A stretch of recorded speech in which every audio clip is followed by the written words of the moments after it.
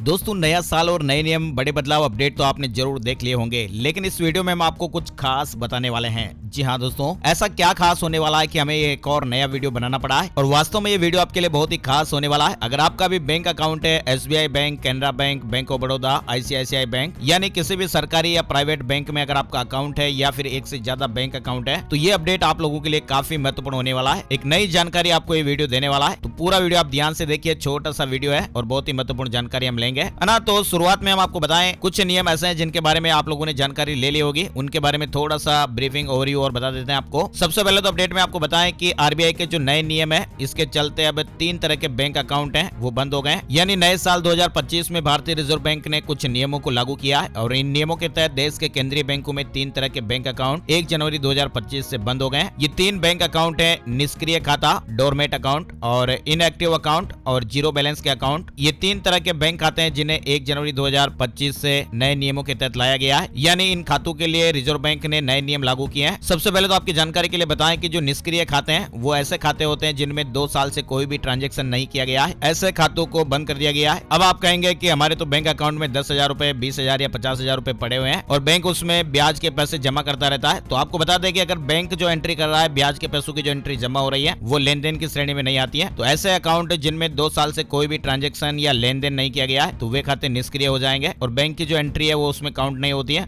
इसलिए आप ध्यान दीजिए, 2 साल से कोई भी ट्रांजेक्शन आपने नहीं किया तो फिर आपका जो अकाउंट है वो डोरमेट अकाउंट या निष्क्रिय अकाउंट की श्रेणी में आ गया है। इसके अलावा ऐसे बैंक अकाउंट जो 1 साल या उससे अधिक समय से निष्क्रिय है, यानी 1 साल से आपने उसमें कोई भी लेन देन नहीं किया है, तो इस तरह के अकाउंट इनएक्टिव अकाउंट की श्रेणी में आएंगे और उन्हें भी बंद कर दिया गया है। और इसके अलावा ऐसे बैंक खाते जिनमें बैलेंस जीरो पड़ा हुआ है, यानी जीरो बैलेंस अकाउंट है, उन्हें भी बंद कर दिया गया है। ऐसे खाते जिनमें कोई भी पैसा नहीं है तो वो जीरो अकाउंट बैलेंस हो गया। बैंकिंग सिस्टम को बेहतर करने के लिए रिजर्व बैंक ऑफ इंडिया द्वारा ये फैसला लिया गया है। अगर आपका भी कोई बैंक अकाउंट RBI के नियमों के आने से बंद हो गया तो आप अपने अकाउंट को फिर से एक्टिव करा सकते हैं। निष्क्रिय खाते को आप अपने बैंक के ब्रांच में जाकर एक्टिव करा सकते हैं। वहीं इनएक्टिव अकाउंट को एक्टिव करने के लिए आपको KYC के साथ साथ एक ट्रांजैक्शन भी करना पड़ेगा और इसके अलावा जीरो बैलेंस अकाउंट के लिए आपको उसमें पैसे जमा करने होंगे, तो आपके जो खाते हैं वो वापस फिर से चालू हो जाएंगे। बैलेंस पड़ा है वो भी आपका काम आ जाएगा। इसके अलावा दूसरा बड़ा अपडेट आपको मालूम ही होगा, FD को लेकर अपडेट आ चुका है। 1 जनवरी 2025 से RBI की ओर से NBFC और HFC के लिए अपडेट किए हैं। यानी अगर आप नॉन बैंकिंग फाइनेंशियल कंपनियों से FD वगैरह करवाते हैं तो उनके लिए अपडेट आप देख सकते हैं। RBI की ओर से निर्धारित गाइडलाइंस के मुताबिक जमा करता छोटे जमा यानी 10,000 रुपए तक की FD है, उसकी पूरी राशि जमा करने के 3 महीने के भीतर बिना किसी ब्याज के निकाल सकते हैं। साथ ही बड़े जमा के लिए 3 महीने के भीतर बिना ब्याज के मूल राशि का 50% या 5 लाख रुपए जो भी कम हो, पार्शियल विड्रॉल की अनुमति मिलेगी। तीसरा अपडेट आप देखिए, गंभीर बीमारी के मामलों में डिपोजिटर्स को जमा अवधि की परवाह किए बिना पूरी मूल राशि समय से पहले ही निकालने की अनुमति है। और चौथा अपडेट आप देखिए, इसके अलावा नॉन बैंकिंग फाइनेंस कंपनियों को अब मैच्योरिटी डेट से कम 2 हफ्ते पहले जमाकर्ताओं को मैच्योरिटी डिटेल के बारे में जानकारी करना जरूरी होगा ताकि ग्राहकों को समय पर अपडेट मिल सके। तो FD को लेकर ये मुख्य बदलाव हुए हैं। वहीं तीसरा सबसे बड़ा अपडेट आ रहा है, EPFO से जुड़ा हुआ है। 1 जनवरी 2025 से नियमों में बदलाव हो गया है। यानी अब किसी भी बैंक से पेंशन के पैसे निकाल पाएंगे। किसी भी कर्मचारी को पेंशन पाने के लिए अब EPFO के तहत रजिस्ट्रेशन करना होता है और उसे कम से कम 10 साल तक योगदान करना पड़ता है। नए साल की शुरुआत में ही पेंशन धारकों के लिए अच्छी खबर आई। कर्मचारी भविष्य निधि संगठन यानी EPFO ने 1 जनवरी 2025 से पेंशन लेने के नियमों में बड़ा बदलाव किया है और EPFO ने केंद्रीय पेंशन भुगतान प्रणाली सिस्टम लागू कर दिया है और यह सिस्टम लागू होने से पेंशन की राशि निकालना अब और भी आसान और सुविधाजनक हो गया है। 78 लाख से अधिक EPF पेंशनर्स को इसका लाभ मिलेगा। यानी अब